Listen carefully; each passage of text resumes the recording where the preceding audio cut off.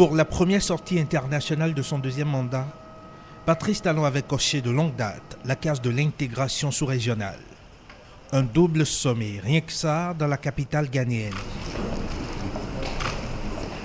Ce dimanche matin, la session extraordinaire de la conférence des chefs d'État et de gouvernement de l'Union économique et monétaire ouest-africaine pour commencer.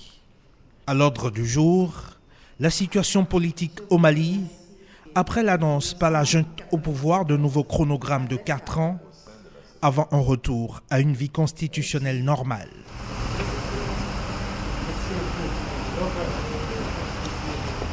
Avant les débats à huis clos de la session extraordinaire, Patrice Talon a multiplié les échanges bilatéraux avec ses pairs,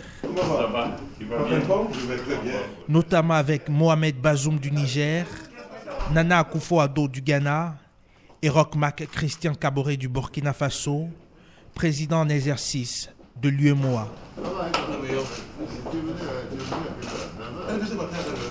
La présence à cette session extraordinaire des responsables de la BCEAO et de la BOAD laisse planer le spectre de nouvelles sanctions financières contre le Mali au thème de cette réunion des chefs d'État de l'UEMOA.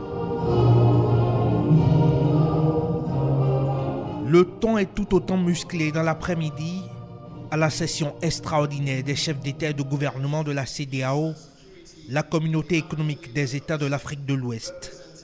La situation au Mali a alimenté les débats à huis clos, auxquels a pris part activement le président Patrice Talon.